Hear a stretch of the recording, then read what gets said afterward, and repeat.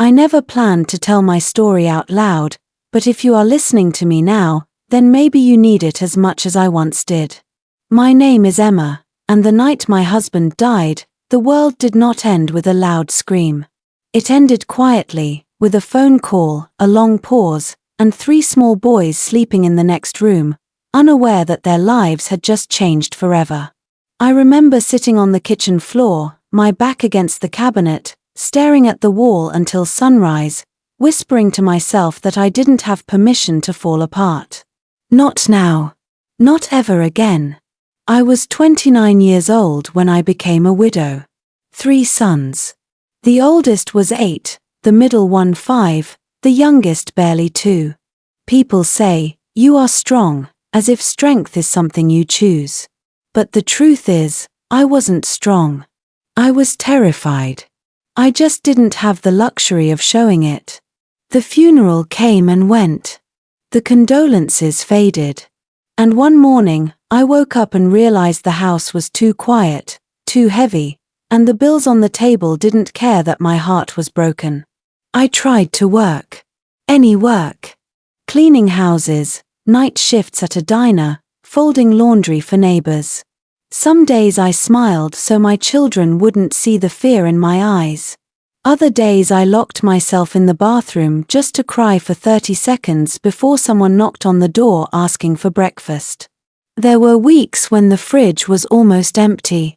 I learned how to stretch one loaf of bread for days. I learned how to water down soup so it looked like more. I learned how to tell my children I had already eaten, just so they wouldn't feel guilty finishing the last bites. The hardest nights were when hunger met silence. When my boys slept with their stomachs half full and I lay awake wondering what kind of future I was giving them. I promised myself one thing: no matter how poor we were, my children would never feel unloved or unwanted. I hugged them longer than necessary. I told them stories about their father, about kindness, about dignity. I told them that their lives mattered, even when mine felt invisible. People judged me without knowing. Some said I should remarry quickly. Others said 3 boys were too much for a woman alone. I listened, nodded, and went back to surviving. Every morning I stood in front of the mirror and whispered, "Just one more day, Emma. Just don't give up today." I didn't know it then, but those words were planting seeds that would grow in ways I couldn't imagine. And if you think this is where hope begins, let me tell you something honest. This was only the beginning of the pain. Because the worst part of my journey wasn't hunger. It was watching my sons grow up too fast, learning responsibility before they learned how to be children. There is a special kind of guilt that lives inside a mother who cannot give her children everything they deserve. I carried that guilt every single day. My sons never complained, and somehow that made it worse.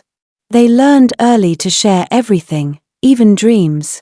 Shoes were passed down, school supplies reused, birthdays celebrated with homemade cakes and borrowed candles.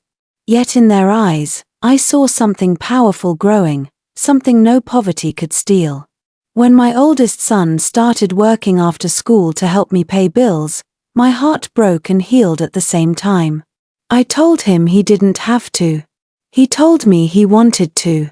That night, after he fell asleep, I cried into my pillow because I realized I was raising men, not just boys. Men shaped by struggle, by sacrifice, by love that survived when money didn't. There were moments I almost gave up. One winter, the electricity was cut off for 2 days. We huddled together under blankets, laughing like it was a game, while my chest felt like it was collapsing. I remember thinking, if love could be converted into warmth, we would be rich. And maybe, in a way, we already were. I pushed education harder than anything. Your mind is something no one can take from you, I told them over and over. Even when I came home exhausted, even when my body begged for rest, I sat with them, checked homework, listened to their dreams. One wanted to build things. One wanted to understand numbers.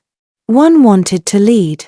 I didn't know how, but I believed, with a stubborn faith, that their lives would be bigger than our circumstances.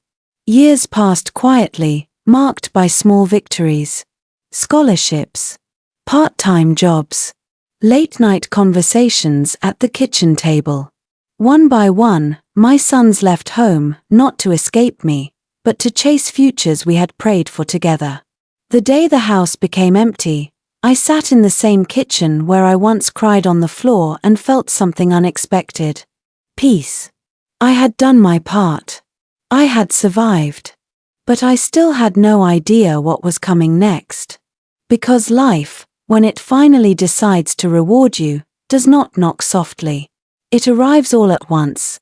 The first time my son handed me a set of house keys and said, "Mom, this is yours," I couldn't breathe. I thought it was a joke. Then I saw his hands shaking as much as mine. The second son paid off every debt I had ever hidden from them. The third told me I would never work another day unless I wanted to. My boys, who once slept hungry, now stood in front of me as successful men, built by struggle, grounded by love. They didn't become rich just in money. They became rich in character. They thanked me publicly, privately, endlessly. They told the world who I was when no one was watching. And for the first time in my life, I allowed myself to rest. I allowed myself to be happy without fear. I allowed myself to believe that sacrifice is never wasted. If you are listening to me and you feel tired, unseen, or broken, let my life be proof of this. Your hardest days are not the end of your story. The love you give in silence will return to you in ways you cannot imagine. Do not quit. Do not doubt your worth. One day, your children, your efforts, your tears will stand in front of you and say, "You did it." If this story touched your heart, if it gave you strength even for one more day, please support this channel. Like this video, subscribe, and share it with someone who needs hope today. Your support helps stories like mine reach women who are still standing in the dark, waiting for the light.